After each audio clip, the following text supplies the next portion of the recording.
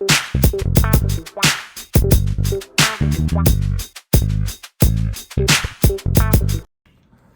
everyone, this is Kevon Owen from the Owen Clinic and Shawn Maguire from New Vision Counseling and Consulting.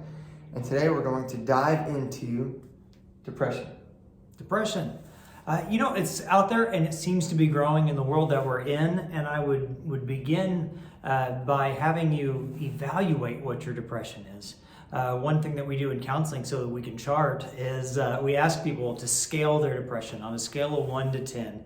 If you're 0 to 4, then that's usually life stuff. But if you are 4 or higher, then at that point you need to be aware that your depression is impacting the way that you're making decisions and the way that you're viewing the world. And I think it also impacts the way, especially if you're in college, high school, or things like that, it really impacts the way you're going to frame your future of what you do go after as a career, what you don't go after, who you choose, or shall I say, who you settle upon marrying for the rest of your life. And so I think depression really does color the way that we see the world. It's like taking a lens. You could be, everybody around you could be seeing this beautiful sunny day in Florida, and you're walking around with these shades on. You're like, it's kind of sunny, but not too much. And you're having a very, very different experience.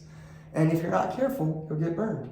Yeah, I saw an article today that said 1 in 3 college students are currently dealing with levels of depression and anxiety. 1 in 3. So if you're a college student watching this, what number are you? It's an interesting place for us to be where we look at, I'm losing my train of thought, but where we look at where we are doing, where we are and how we're doing. Are you resting? Are you taking care of yourself? Are you being intentional about those things that fight depression and anxiety? Because right now, a lot of my college students are coming in reporting their classes are canceled. And so here's what they did. They stayed up all night last night, and then they slept in, and then they kind of did some homework, and then they texted somebody. Well, that sounds awfully lonely and isolated, which feeds depression.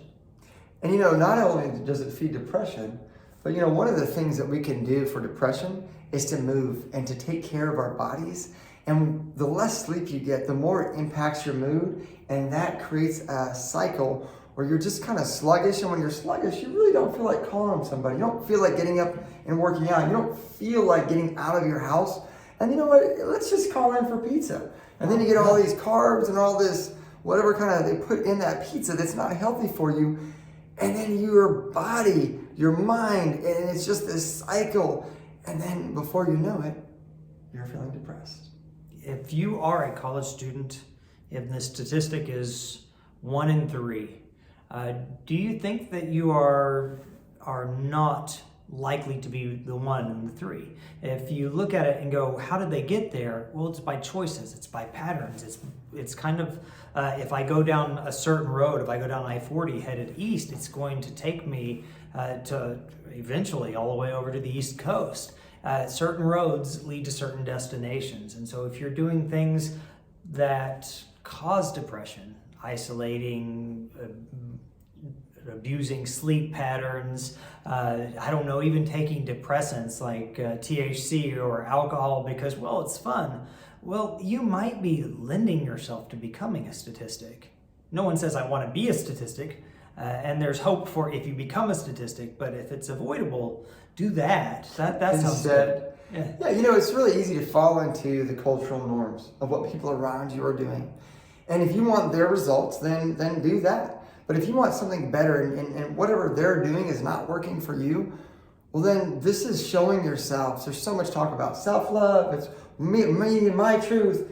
Look, your truth can't go against the truth of your body, and you win. You just can't. So if you're not taking care of your body, if you're not getting enough sleep, if you're not allowing, we haven't even talked about this much, but whatever you're watching, like the phone that you carry, the social media, the Facebook, it's not a real replacement for a real relationship where somebody's touching you, you're interacting, and you're feeling that energy of being with somebody in person. There's no replacement for that. And I know at times if you're sick or things are going on, of course, do your best. But as a way of living and making decisions, make decisions that help you come alive, not cause you to become depressed. College students are becoming who they're going to be this stage of life. This is actually some of my very favorite counseling because it's so exciting. There's so much potential. There's so much potential. If you don't like the direction you're going, now is the time to change it. 18 to 25, or in my case, 18 to 30. It's important to cast the direction you want to go. It may look like being a little different. It may look like being a little bit assertive or outgoing in how you choose to fight the patterns that culture likes to lend to us. And when's the best time to start? Yes, today. Today, that's right. Today, right now. Look, don't judge yourself about what you shoulda, coulda, woulda done. Don't judge yourself what you can do tomorrow. The best time to take action to change your life is to make one decision.